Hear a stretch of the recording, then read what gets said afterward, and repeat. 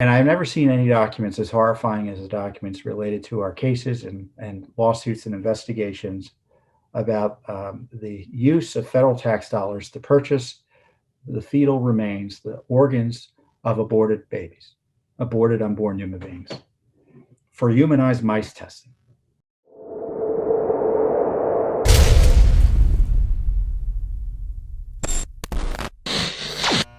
So Judicial Watch, as I've been saying, I've been doing this work forever and a day. And I probably reviewed hundreds of thousands of Freedom of Information Act documents by now. And I've never seen any documents as horrifying as the documents related to our cases and lawsuits and investigations about the use of federal tax dollars to purchase the fetal remains, the organs of aborted babies, aborted unborn human beings, for humanized mice testing. And I mean, do I need to say anything else than the show to kind of describe the horror? I mean, we saw documents about demanding that the organs be fresh and never frozen. You see receipts, credit card receipts for thymuses and livers. We have other documents coming out showing skulls and everything being sold.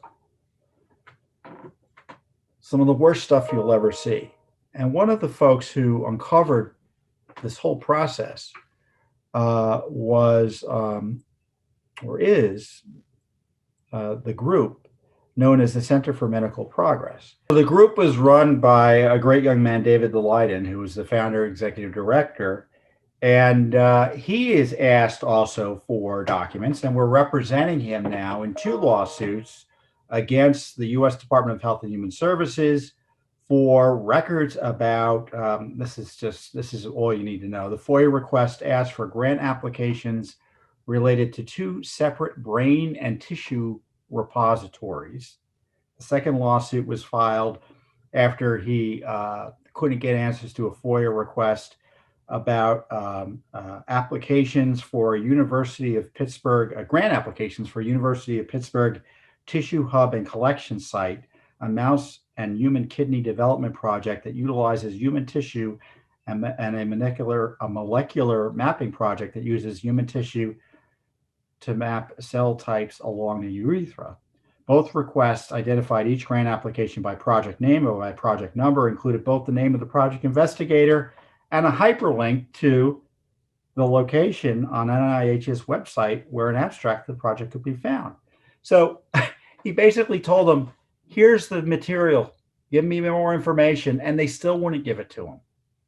So I've told you about this horrific, barbaric practice, and this is what David said about it. The full truth about barbaric government-sponsored experiments on aborted children is yet to be revealed to the American people who've been forced to subsidize it. When the facts are uncovered, federal courts are recognizing there is reasonable question to the question. There is reason to question the lawfulness of the transactions where aborted baby body parts are traded like widgets on an assembly line. I'm proud to stand with Judicial Watch in seeking transparency and accountability for the taxpayer-funded trafficking of aborted fetuses. And when he's referencing there is the court in our case who found that, as he said, there's reason to question whether the transactions violate federal law barring the sale of fetal organs. Now, the Trump administration had put a moratorium on all of that. And I think they had insisted that if they're going to be doing any of it, that there be a careful vetting process. Well, that's all been lifted by Joe Biden. So the spigot's been turned back on, for your tax dollars to be used to sell fetal organs, human beings, the organs of dead unborn children, to test biologic drug products, creating humanized mice, and other important things like that. So abortion's bad enough, don't you think? Do you think your tax dollars should be used to cull the organs from the dead human beings that are the product of abortion? For Frankenstein-like scientific experiments? I don't. So I'm proud to represent, we already have a lawsuit for some documents about this. I'm proud that Judicial Watch is representing David on this issue, because David's been viciously attacked and targeted and prosecuted by the left for exposing this. So as we get documents, I'll tell you more about them. And we have, as I said, more documents about to come out. So boy, what is that? That's quite the update I'm giving you, isn't it? I tell you, Judicial Watch is doing more than anyone else to uncover what the government's up to. We stand for the rule of law. We go to court. We don't take no for an answer.